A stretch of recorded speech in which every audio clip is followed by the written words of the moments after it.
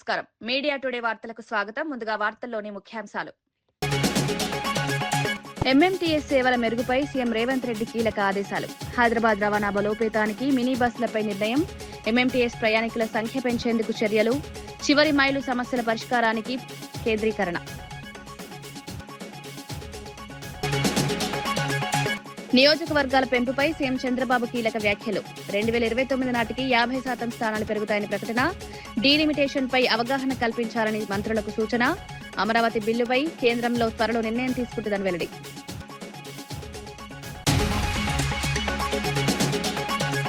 Davos పెట్టుబడులపై అసెంబ్లీలో మంత్రి శ్రీధర్ బాబు కీలక వివరణ. 2.19 లక్షల కోట్ల పెట్టుబడులు వచ్చాయని వెల్లడి.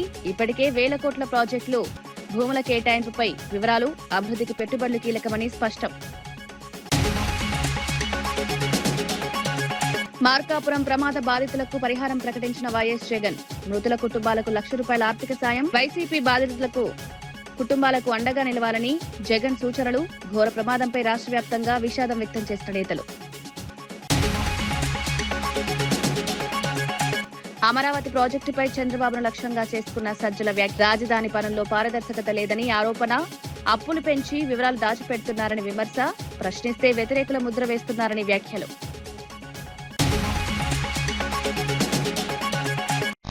హైదరాబాద్ కోర్ అర్బన్ ప్రాంతంలో ప్రయాణికుల అవసరాలకు అనుగుణంగా ఎంఎంటీఎస్ సేవలను మెరుగుపరచాలని సీఎం రేవంత్ రెడ్డి ఆదేశించారు. ఎంఎంటీఎస్ లో ప్రయాణికుల సంఖ్య తగ్గిపోవడంపై సమీక్ష నిర్వహించారు. స్టేషన్లకు ఆర్టీసీ బస్సులు సరిగా చేరకపోవడం, లోపలికి ఉండడం వల్ల రాకపోకల్లో ఇబ్బందులున్నాయని గుర్తించారు. ఈ సమస్య పరిష్కారానికి మినీ బస్సులు నడపాలని సూచించారు. ప్రయాణికులకు సౌకర్యవంతమైన రవాణా అందించడమే లక్ష్యమన్నారు. నగర రవాణా వ్యవస్థను బలోపేతం చేయాలని అధికారులను ఆదేశించారు. ప్రజలు ఎక్కువగా ప్రజా రవాణాను వినియోగించేలా చర్యలు తీసుకోవాలన్నారు. ఈ నిర్ణయంతో ఎంఎంటీఎస్ సేవలు మరింత మెరుగుపడే అవకాశం ఉంది.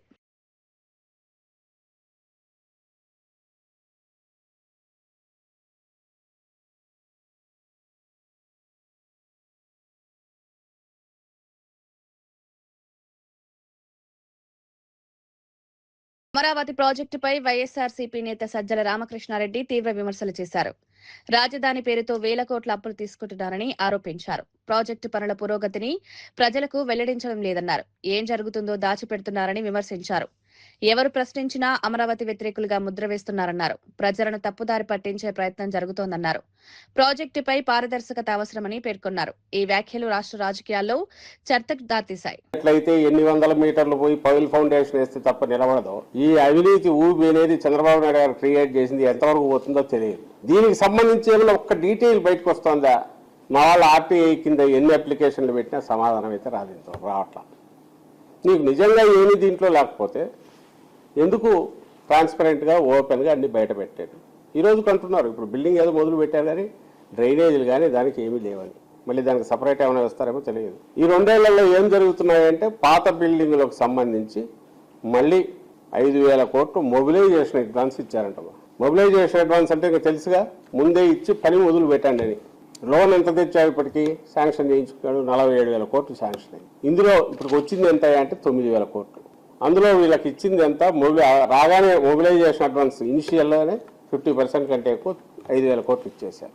మళ్ళీ ఇందులో డైవర్షన్ అంట, అన్నదాత సుఖీభో ఒకటి 1,000 కోట్లు 960 కోట్లు ఎంతో డైవర్ట్ చేశారు. అంటే నీకు లెక్క లేదు, పత్రం లేదు. అప్పు ఇచ్చేవాడు ఉంటే చాలా ఎగబడుతున్నావు. మీ పలుకుబడి ఎంత ఉపయోగించి అప్పులు ఎట్లా తీసుకురావాలనే దాని మీద చూస్తున్నావు అని చంద్రబాబు నాయుడు గారు చేసే ఈ ఏడాపేడా ఎక్కడ అప్పులు దొరుకుతాయని వెతుకుతూ తెచ్చే వీటిని ఎవరైనా క్వశ్చన్ చేయబోతే వీళ్ళు అమరావతికి వ్యతిరేకం. అమరావతి ఏపీలో పార్టీ కాదా? ఎందుకు అమరావతి దీని మీద వేరే అభిప్రాయం ఉంటుంది జగన్మోహన్ రెడ్డి గారికి కానీ వైఎస్ఆర్ కాంగ్రెస్ పార్టీకి కానీ?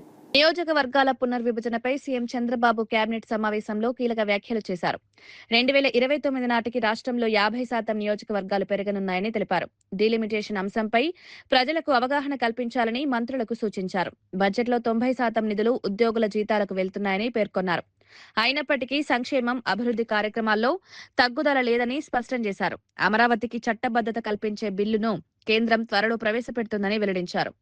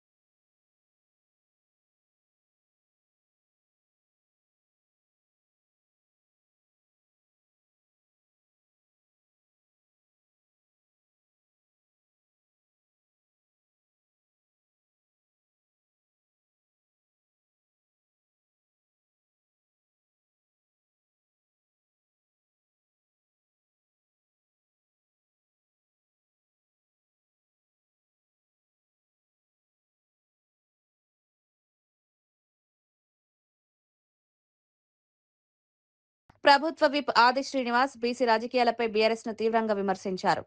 బీసీలపై నిజమైన ప్రేముంటే వర్కింగ్ ప్రెసిడెంట్ పదవి ఇచ్చేవారన్నారు. కులగణనలో కూడా బీఆర్ఎస్ అగ్రనేతలు పాల్గొనలేదని విమర్శించారు. సీఎం రేవంత్ రెడ్డి బీసీలకు ఇచ్చిన హామీలు నిలబెట్టుకున్నామని పేర్కొన్నారు. బీఆర్ఎస్ బీజేపీ కలిసి కుట్రలు పన్నుతున్నాయని ఆరోపించారు. ప్రజలను తప్పుదారి పట్టించే ప్రయత్నాలు జరుగుతున్నాయన్నారు. బీసీల అభివృద్ధి కోసం కాంగ్రెస్ కట్టుబడి ఉందని స్పష్టం చేశారు. మీరు ఎవరిని బరిలో దించారు అనేది ఎందుకు మీరు ఆలోచన చేయలేకపోతున్నారు చెప్పండి మాట. ఈ సందర్భంగా ఈరోజు బీసీల పట్ల అంకిత భావంతో గౌరవ ముఖ్యమంత్రి రేవంత్ రెడ్డి గారి నాయకత్వంలో జరుగుతున్నటువంటి తీరుతెన్నులు ఇటీవల పార్టీ పరంగా 55% పైన ఈరోజు టికెట్లు ఇచ్చినాం. అలాంటి సిద్ధున్నటువంటి పార్టీ కాంగ్రెస్ పార్టీ బీసీ అభివృద్ధి కోసం భవిష్యత్తులో పాటుపడే పార్టీ ఏకైక పార్టీ కాంగ్రెస్ పార్టీ. ముఖ్యమంత్రి రేవంత్ రెడ్డి నాయకత్వం తెలియజేస్తా ఉన్నాం. మార్కాపురం బస్సు ప్రమాదంపై ప్రభుత్వం సీరియస్ గా స్పందించింది. నిబంధనలు ఉల్లంఘిస్తే క్రిమినల్ కేసులు నమోదు చేయాలని సీఎం చంద్రబాబు ఆదేశించినట్లు మంత్రి పార్థసారథి తెలిపారు. ప్రజల ప్రాణాలతో చెలగాటమాడితే సహించబోమని హెచ్చరించారు. ఫిట్నెస్ లేని బస్సులు రోడ్డుపైకి వస్తే అధికారులే బాధ్యత వహించాల్సి ఉంటుందని స్పష్టం చేశారు.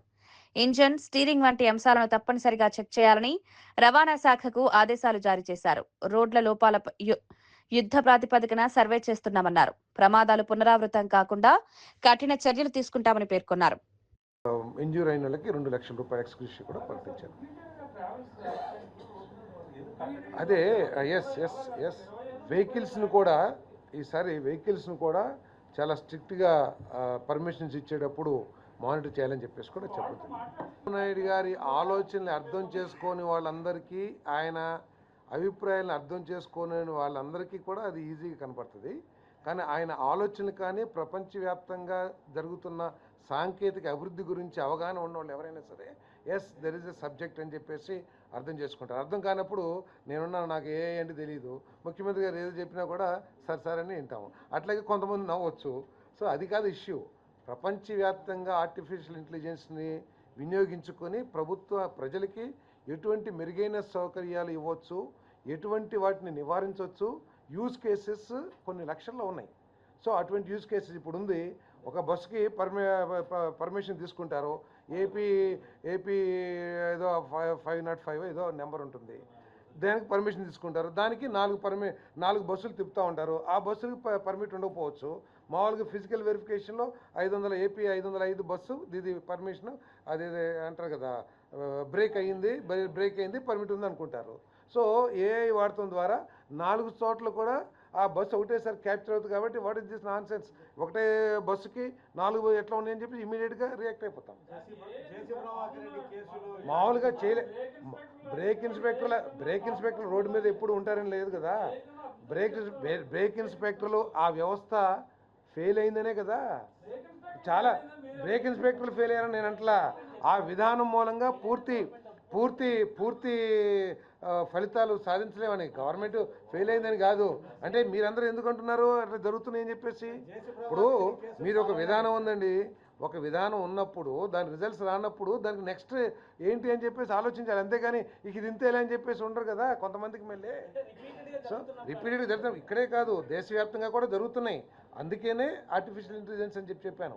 ఎక్కడన్నా ఇటువంటివన్నీ క్యాప్చర్ చేసి వాటి మీద చర్యలు తీసుకుంటానికి ఇంకా చర్యలు తీసుకోవడానికి సౌలభ్యం.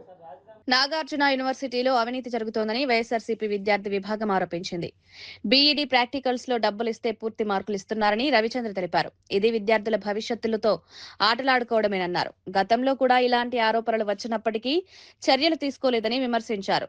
3-man కమిటీ ఏర్పాటు చేసినా నివేదిక వెలువడలేదని ప్రశ్నించారు. విద్యాశాఖ మంత్రి ఈ విషయంపై స్పందించాలని డిమాండ్ చేశారు. విద్యా వ్యవస్థలో పారదర్శకత అవసరమన్నారు. ఈ ఆరోపణలు విద్యారంగంలో చర్చకు దారితీశాయి. ప్రభుత్వం విచారణ చేపట్టాలని డిమాండ్ పెరుగుతోంది. 50 మార్కులకి 49 మార్కులు కూడా ఈరోజు వేశారు.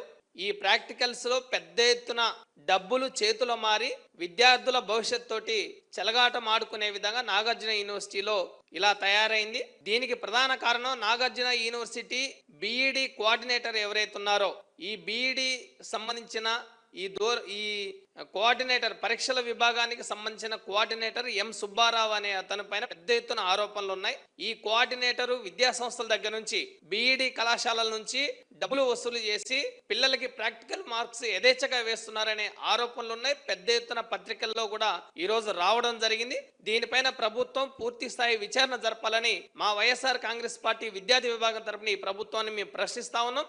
ముందు నుంచి గత విద్యా సంవత్సరంలో కూడా నాగార్జున యూనివర్సిటీ పరిధిలో బీఈడి పరీక్షలు జరిగితే పరీక్షల్లో పెద్ద ఎత్తున అవినీతి అక్రమాలు జరిగాయి. డబ్బులు తీసుకొని ప్రశ్న పత్రాలని వాల్యుయేషన్ చేసి పిల్లలకి మార్కులు వేశారు. దీనివల్ల ఎవరైతే మెరిట్ స్టూడెంట్స్ ఉన్నారో మెరిట్ స్టూడెంట్స్ తీవ్రంగా నష్టపోయారని గతంలో నాగార్జున యూనివర్సిటీ ఇన్ఛార్జ్ వీసీకి మేము ఒక కంప్లైంట్ కూడా చేశాం. ఒక వినతి పత్రం కూడా మా వైఎస్ఆర్ కాంగ్రెస్ పార్టీ విద్యార్థి విభాగం ఆచార్య వీసీ ఎవరైతే ఉన్నారో గంగాధర్రావు గారికి మేము ఒక మెమోరాండం ఇచ్చాం. దాని ఆధారంగా వాళ్ళు ఏం చెప్పారంటే మేము ఇప్పటికే 3 మెన్ కమిటీ వేసాం, 3 ఒక కమిటీ వేశాం. ఆ కమిటీ ఆధారంగా ఆ కమిటీ ఇచ్చే నివేదిక ఆధారంగా మేము చర్యలు తీసుకుంటామని గంగాధర్రావు గారు మాకు స్పష్టంగా హామీ ఇచ్చారు. మేము గంగాధర్రావు గారిని వీసీ గారిని ఒకటే డిమాండ్ చేస్తా ఉన్నాం, ప్రశ్నిస్తా ఉన్నాం. మీరు 3 వేసిన కమిటీ నివేదిక ఏమైంది? ఆ నివేదికలో ఏమొచ్చింది? ఆ నివేదిక ఆధారంగా మీరు ఏం చర్యలు తీసుకున్నారని మేము ప్రశ్నిస్తా ఉన్నాం. ఆ నివేదిక ఆధారంగా చర్యలు తీసుకుని ఉంటే ఈరోజు మార్చి 10 నుంచి 2026 మార్చి 10 నుంచి మార్చి 26వ తారీఖు వరకు జరిగిన బీఈడి ప్రాక్టికల్స్ యథేచ్ఛగా డబ్బులు పెట్టి మార్క్స్ ని కొనుక్కునే అవకాశం లేకుండా నిర్దిష్టమైన చర్యలు తీసుకునే వాళ్ళు. అలా జరగలేదు కాబట్టి ఆ 3 మెన్ కమిటీ ఆధారంగా మీరు ఏ చర్యలు తీసుకోలేదు కాబట్టి నాగార్జున యూనివర్సిటీలో ఈరోజు ప్రాక్టికల్స్ లో నాగార్జున యూనివర్సిటీ పరిధిలో సుమారు ఒక 60 బీఈడి కాలేజీలు ఉన్నాయి. ఈ 60 బీఈడి కాలేజీలో ప్రైవేట్ బీఈడి కాలేజీలు, ఆ ప్రైవేట్ బీఈడి కాలేజీలో కూడా అధికార పార్టీకి సంబంధించిన బీఈడి కాలేజీ యాజమాన్యాలు ఎవరైతే ఉన్నారో వాళ్ళు సిండికేట్ గా మారి విద్యార్థుల దగ్గర నుంచి డబ్బులు వసూలు చేసి ఒక్కొక్క బీఈడి కాలేజీ నుంచి 15 నుంచి 20 లక్షల వరకు. ప్రభుత్వ ఆసుపత్రుల్లో శానిటేషన్ పనుల టెండర్లపై వైఎస్ఆర్సీపీ నేతలు ఆరోపణలు చేశారు. మ్యాన్ పవర్ ఏజెన్సీలకు అడ్డగోలు నిబంధనలు పెట్టి కాంట్రాక్టులు కేటాయించారని పుత్తా శివశంకర్ రెడ్డి విమర్శించారు. తమ అనునాయులకు మాత్రమే పనులు ఇచ్చారని ఆరోపించారు. పారదర్శకత లేకుండా టెండర్ ప్రక్రియ నిర్వహించారని పేర్కొన్నారు. ప్రజాధనం దుర్వినియోగం అవుతోందన్నారు. ఈ వ్యవహారంపై పూర్తి విచారణ జరపాలని డిమాండ్ చేశారు. వాళ్ళు మీట్ కాకపోతే ఈ శానిటైజేషన్ అదేవిధంగా వీళ్ళకి ఆ మ్యాన్ పవర్ ఏజెన్సీకి సెక్యూరిటీ సిబ్బంది వీళ్ళందరికీ కూడాను ఎఫ్ఆర్ఎస్ అనేటువంటి ఒక నిబంధన పెట్టారు, ఫేషియల్ రికగ్నిషన్ సిస్టమ్ అని. ఆ కండిషన్ ప్రకారము తప్పకుండా 95% హాజరు ఉండాలి. ఎఫ్ఆర్ఎస్ సిస్టమ్ లో వీళ్ళ ఫేషియల్ రికగ్నిషన్ ద్వారా అటెండెన్స్ పడి 95% మినిమం అటెండెన్స్ ఉంటేనే వారికి బిల్లులు అనేటువంటిది 100% ఇవ్వాలి. ఒకవేళ తక్కువ అయితే ప్రోరేటా బేసిస్ లో ఉదాహరణకి 65% అటెండ్ అయ్యారు లేదా 70% అటెండెన్స్ అయ్యారు, వాళ్ళ యొక్క మంత్లీలో 70% రోజులే, ఆ 70% మాత్రమే బిల్లులు ఇవ్వాలి. ప్రోరేటా బేసిస్ అనేటువంటిది కండిషన్ పెట్టి తన అనుయాయులకి ఇచ్చుకున్నారు. చివరకు ఆ కండిషన్ కూడా ఈ రోజు మీట్ కాక మౌఖిక ఆదేశాలతో ప్రభుత్వము ఆ యొక్క కండిషన్ కూడా తీసేసి 65% హాజరు ఉన్నా కూడాను 100% బిల్లులు చెల్లించేటువంటి కొత్త సంప్రదాయానికి తెరలేశారు. ఈరోజు అంటే విచ్చలవిడిగా అడిగే వాళ్ళు లేరు కదా, మేము ఎలా చేస్తే ఏంటి, మా అనుయాయులకు కదా, ఒకవేళ వాళ్ళకి తగ్గించిస్తే కమిషన్ కూడా తగ్గించి వస్తుంది అనేటువంటి ఆలోచనతో 100% చెల్లిస్తే కమిషన్ లో ఆ ప్రోరేటా బేసిస్ లో తక్కువ వస్తుంది కదా. ఆ విధంగాని ఈ రోజు చూసుకున్నట్లయితే ఇక్కడ 8 కోట్ల రూపాయలు సెక్యూరిటీకి సంబంధించినటువంటి బిల్లులు, 14 కోట్ల రూపాయలు శానిటైజేషన్ సంబంధించిన బిల్లులు రిలీజ్ చేసేసి మౌఖిక ఆదేశాలు జారీ చేసేసి ఈ కండిషన్ పట్టించుకోవద్దు మీరు. మార్కాపురం వద్ద జరిగిన ఘోర బస్సు ప్రమాదంలో మృతి చెందిన కుటుంబాలకు వైఎస్ఆర్సీపీ తరపున ఆర్థిక సహాయం ప్రకటించారు. వైఎస్ఆర్సీపీ అధ్యక్షుడు వైఎస్ జగన్ ఆదేశాల మేరకు ఒక్కో మృతుడి కుటుంబానికి ₹1,00,000 పరిహారం అందజేయనున్నట్లు తెలిపారు. బాధిత కుటుంబాలకు అండగా నిలవాలని పార్టీ నేతలకు సూచించారు. ప్రమాదంలో ప్రాణాలు కోల్పోయిన వారి కుటుంబాలు తీవ్ర విషాదంలో ఉన్నాయని పేర్కొన్నారు. వారికి తక్షణ సాయం అందించడం బాధ్యతగా భావిస్తున్నామని తెలిపారు. ఈ చర్యతో బాధిత కుటుంబాలకు కొంత ఊరట లభించనుంది. ఈ ఘటన రాష్ట్ర వ్యాప్తంగా దిగ్భ్రాంతిని కలిగించింది. ఆత్మశాంతి కలగాలని చెప్పేసి మనస్ఫూర్తిగా కోరుకుంటున్నాము. ముఖ్యంగా ఇటువంటి ఇన్సిడెంట్లు రీసెంట్గా కర్నూలులో జరిగింది, మళ్ళీ ఇప్పుడు జరిగింది. ఇటువంటి యాక్సిడెంట్లు జరగకుండా పూర్తిగా గవర్నమెంట్ ఒక ట్రాన్స్పోర్ట్ కానీ, రెవెన్యూ కానీ, పోలీస్ వ్యవస్థ కలిసి ఇటువంటి ఇన్సిడెంట్లు జరగకుండా, ఫ్యూచర్లో జరగకుండా నివారించాలని చెప్పి వైఎస్ఆర్ కాంగ్రెస్ పార్టీ తరఫున డిమాండ్ చేస్తున్నాము.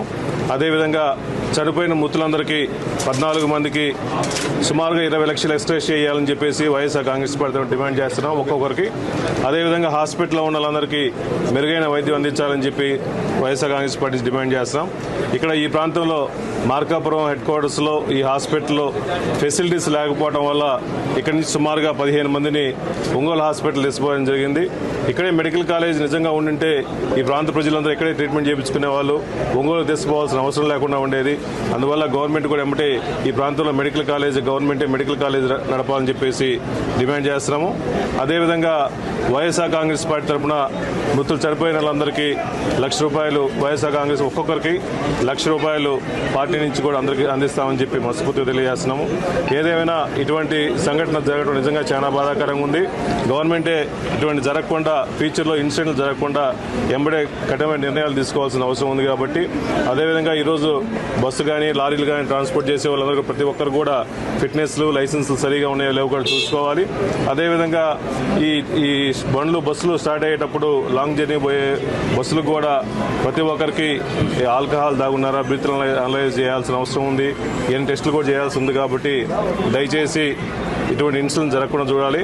చనిపోయిన వాళ్ళందరికీ, మృతులందరికీ ఆత్మశాంతి కలగాలని చెప్పేసి వైఎస్ఆర్ కాంగ్రెస్ పార్టీ డిమాండ్ చేస్తుంది. దావోస్ పర్యటన, పెట్టుబడులపై వచ్చిన విమర్శలకు మంత్రి శ్రీధర్ బాబు అసెంబ్లీలో సమాధానమిచ్చారు. వరల్డ్ ఎకనామిక్ ఫోరం వంటి వేదికలు రాష్ట్రానికి పెట్టుబడులు తీసుకురావడంలో కీలకమని తెలిపారు. దావోస్ లో 44 ఒప్పందాలు కుదిరి 2.19 లక్షల కోట్ల పెట్టుబడులు వచ్చినట్లు వెల్లడించారు. ఇప్పటికే 81,800 కోట్ల విలువైన 6 కంపెనీలకు భూములు కేటాయించినట్లు తెలిపారు. దీంతో ప్రభుత్వానికి 1,540 కోట్ల ఆదాయం వచ్చిందని తెలిపారు. పెట్టుబడులు రాష్ట్ర అభివృద్ధికి దోహదపడతాయని తెలిపారు. విమర్శలు చేయడం కంటే అభివృద్ధిపై దృష్టి పెట్టాలని సూచించారు.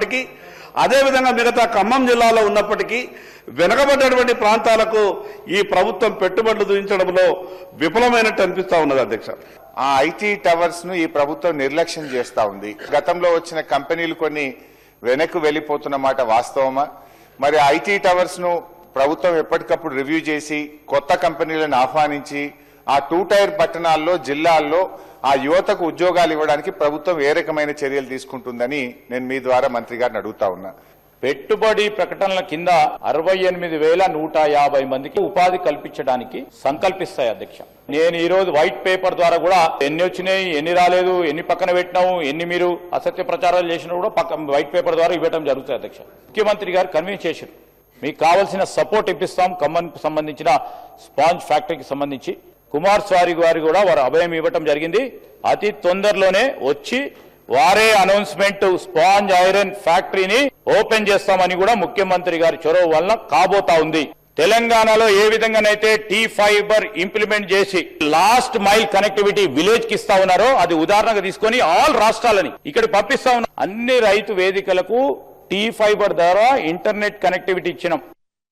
హైడ్రా వ్యవస్థపై ఎమ్మెల్యే కేపీ వివేకానంద్ అసెంబ్లీలో ఘాటు వ్యాఖ్యలు చేశారు.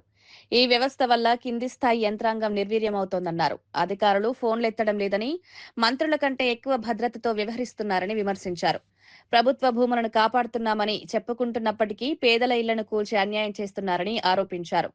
మూసీ ప్రక్షాళన, మెట్రో పనుల జాప్యంపై కూడా ప్రభుత్వాన్ని నిలదీశారు. ప్రజలకు ఇబ్బందులు కలగకుండా పాలన సాగించాలన్నారు. ఈ వ్యాఖ్యలు అసెంబ్లీలో చర్చకు దారితీశాయి.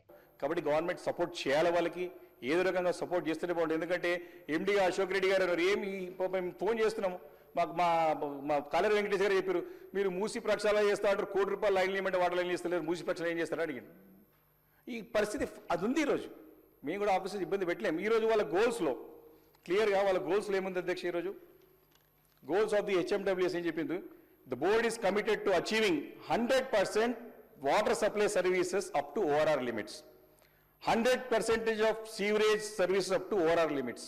అధ్యక్ష, ఈ గోల్స్ ఫుల్ఫిల్ కావడానికి హెచ్ఎండబ్ల్యూఎస్ దగ్గర ప్రణాళికలు ఏమున్నది, దీనికి డబ్బులు ఎంత అవుతాయి, దీనికి బడ్జెటరీ లొకేషన్స్ ఇచ్చిన పైసలకు రూపాయి పుట్టాల బలి కూడా సరిపోవు అధ్యక్ష. మీ గోల్స్ అచీవ్ కావాలంటే 100% గోల్స్ అచీవ్ కావాలంటే మీ ప్లాన్ ఆఫ్ యాక్షన్ ఎన్ని రోజులు పూర్తి చేయగలుగుతారు, మీ మెయిన్ లైన్స్ ఏంది, మీ సబ్ లైన్స్ ఏంది, కొత్తగా వచ్చే హ్యాబిటేషన్స్ ఏంది, చాలా ర్యాపిడ్గా పెరుగుతూ ఉంది, పర్మిషన్స్ వస్తూ ఉన్నాయి. కాబట్టి జనాలు పెరుగుతూ ఉన్నారు. నేను ఫస్ట్ టైం ఎమ్మెల్యే అయినప్పుడు 3 లక్షల అధ్యక్ష నా ఓటర్లు, ఈరోజు 8 లక్షలు వచ్చారు. వచ్చి ఎమ్మెల్యే మీద పడతారు కదా అధ్యక్ష. కాబట్టి ఈ యొక్క మీరు కవరేజ్కి ఏ రకంగా చేస్తారో మొత్తం ఓవరాల్ ది ఏరియాకి మీరు ఇప్పటివరకు చేయగలుగుతారు. దీంట్లో క్లారిటీ ఇవ్వాల్సిందిగా నేను మీ ద్వారా మంత్రి గారు కోరుతాను అధ్యక్ష. అదేవిధంగా ఇంతకుముందు మీకు ఇంతకుముందు చెప్పినట్టుగా సరే సార్ ఏకీ సబ్జెక్ట్ 2 సబ్జెక్ట్ హోదా సార్ అధ్యక్ష. సికింద్రాబాద్ కంటోన్మెంట్ బోర్డు విలీనం కోసం జరిగిన నిరసనలో గాయపడిన బీఆర్ఎస్ నేత మన్నె కృషాంగ్ ను కేటీఆర్ పరామర్శించారు. ఆయన నివాసానికి వెళ్లి ఆరోగ్య పరిస్థితిపై ఆరా తీశారు. విలీనం కోసం చేపట్టిన 1,00,000 సంతకాల సేకరణ కార్యక్రమాన్ని అభినందించారు. ఈ కార్యక్రమం ప్రజల్లో చైతన్యం తీసుకొచ్చిందని పేర్కొన్నారు. కేటీఆర్ తో పాటు మాజీ మంత్రులు పద్మారావు, మల్లారెడ్డి పాల్గొన్నారు. కంటోన్మెంట్ ప్రాంత అభివృద్ధికి విలీనం అవసరమని తెలిపారు. జీవన్ రెడ్డి రాజీనామా సందర్భంగా చేసిన వ్యాఖ్యలను కాంగ్రెస్ నేతలు తీవ్రంగా ఖండించారు. పార్టీపై బురద జల్లడం సరైంది కాదని పేర్కొన్నారు. 4 దశాబ్దాలుగా పార్టీలో ఉండి ఎన్నో పదవులు అనుభవించిన ఆయన ఇలా మాట్లాడడం బాధాకరమన్నారు. ఎమ్మెల్సీగా ఉండగానే ఎమ్మెల్యే, ఎంపీ టికెట్లు ఇచ్చి పార్టీ గౌరవించిందని గుర్తు చేశారు. ఇప్పటికైనా విజ్ఞతతో వ్యవహరించాలని సూచించారు. పార్టీపై విమర్శలు చేయడం కంటే బాధ్యతగా వ్యవహరించాలని హితవు పలికారు. ఆయన స్వార్థ ప్రయోజనం కోసం పార్టీని వీడుతూ ఈ రాష్ట్ర ముఖ్యమంత్రి పైన, ఈ రాష్ట్రంలో అధికారంలో రావడానికి రాహుల్ గాంధీ గారి కృషితో పాటు ఈ రాష్ట్రంలో పిసిసి ప్రెసిడెంట్గా రేవంత్ రెడ్డి గారి యొక్క నాయకత్వం, ఇవన్నీ కూడా ఉమ్మడిగా కష్టపడి ఈ రాష్ట్రంలో రాజకీయంలో రేవంత్ రెడ్డి గారి నాయకత్వంలో అధికారంలోకి రావడం జరిగింది. బహుశా ఈ రాష్ట్రంలో ఉన్న ప్రజానీకానికి తెలియంది కాదు ఇది. ఆ విషయము ఆయన జీవన్ రెడ్డి గారికి కూడా ఈ విషయంపై పూర్తి అవగాహన ఉంది. కానీ పార్టీ నుంచి బయటకు వెళ్ళే ముందు ఖచ్చితంగా ఎవరిపైనో ఒకరిపైన అభాండాలు వేయాలని ఒక లక్ష్యాన్ని నిర్దేశించుకొని అందుకు అనుగుణంగానే రాష్ట్ర ముఖ్యమంత్రి గారిపైన ఆయన చేసినటువంటి ఆరోపణలను తీవ్రంగా ఖండిస్తున్నాం. ఎందుకంటే ఈ రాష్ట్రంలో కేసీఆర్ అనే ఒక రాక్షసుడి నుంచి, ఆ కబంధ హస్తాల నుంచి ఈ రాష్ట్రాన్ని విడిపించాలని ఒకే ఒక లక్ష్యంతో ఎన్నో వ్యయ ప్రయాసాలు కోర్చి అవమానాలు దిగమింగి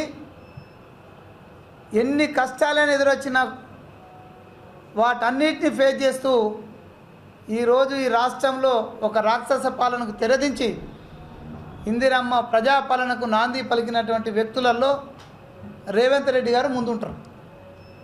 అటువంటి వ్యక్తి పైన లేనిపోని ఆరోపణలు చేసినటువంటి వ్యక్తి అడుగులకు మడుగులో తినోళ్ళకే రేవంత్ రెడ్డి గారు పనిచేస్తారని చెప్పినటువంటి మాట ఏదో జీవన్ రెడ్డి గారు అన్నారు. నేను అడుగుతున్నా, నీకు ఎమ్మెల్యే టికెట్ రావడానికి కానీ ఎంపీ టికెట్ రావడం కానీ మీరు అదే పని చేసినారని ఒకసారి మీరు ఆత్మ పరిశీలన చేసుకోమని. ఎందుకంటే పెద్దలు మీ విజ్ఞతకు వదిలేస్తున్నాం. ఎందుకంటే మీరు తప్పు మాట్లాడారు కాబట్టి మీ మీద స్పందించాల్సిన పరిస్థితి వస్తుంది. ఇప్పుడు కాంగ్రెస్ పార్టీ ఒక లైన్ పెట్టుకొని ఎమ్మెల్యేకు పోటీ చేసిన వాళ్లకు వేరే టికెట్ ఇవ్వకూడదని నిర్ణయించుకున్నప్పుడు కూడా రేవంత్ రెడ్డి గారి యొక్క ఆలోచనతోటి సీనియర్ నాయకుడైన నీకు ఇక్కడ టికెట్ ఇవ్వడం ద్వారా మీకు న్యాయం చేసినట్టయితే అంటే ఒకే ఒక ఉద్దేశంతో నిజామాబాద్ పార్లమెంట్ టికెట్ కూడా ఏఐసిసి మీకు అప్పచెప్పడం జరిగింది.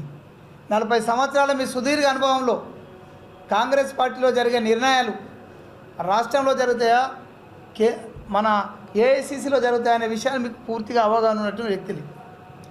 ఇక మీరు ఇబ్బంది పడుతున్న పరిస్థితి ఏదైతే ఇంకో పార్టీ నుంచి వచ్చిన వ్యక్తులకు అందరం ఎక్కిస్తున్నారంటనే ఏదైతే మాట ఉందో నిజమే.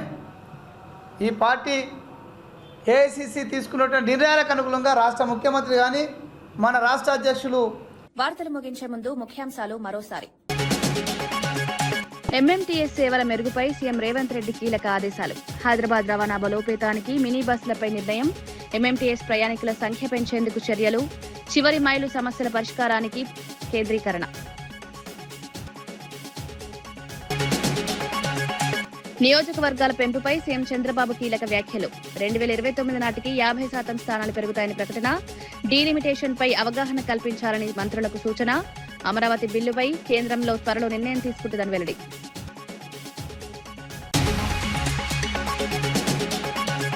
దావోస్ పెట్టుబడులపై అసెంబ్లీలో మంత్రి శ్రీధర్ బాబు కీలక వివరణ. 2.19 లక్షల కోట్ల పెట్టుబడులు వచ్చాయని వెల్లడి.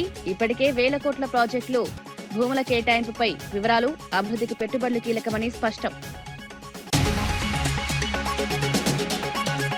మార్కాపురం ప్రమాద బాధితులకు పరిహారం ప్రకటించిన వైఎస్ జగన్. మృతుల కుటుంబాలకు ₹1,00,000 ఆర్థిక సాయం. వైసీపీ బాధితులకు కుటుంబాలకు అండగా నిలవాలని జగన్ సూచనలు. ఘోర ప్రమాదంపై రాష్ట్ర వ్యాప్తంగా విషాదం వ్యక్తం చేసిన నేతలు. అమరావతి ప్రాజెక్టుపై చంద్రబాబును లక్ష్యంగా చేసుకున్న సజ్జల వ్యాఖ్య. రాజధాని పనుల్లో పారదర్శకత లేదని ఆరోపణ. అప్పులు పెంచి వివరాలు దాచిపెడుతున్నారని విమర్శ. ప్రశ్నిస్తే వ్యతిరేకుల ముద్ర వేస్తున్నారని వ్యాఖ్యలు. ఇవి ఈనాటి వార్తా విశేషాలు. మరో బులెటిన్లో మళ్ళీ కలుద్దాం. నమస్కారం.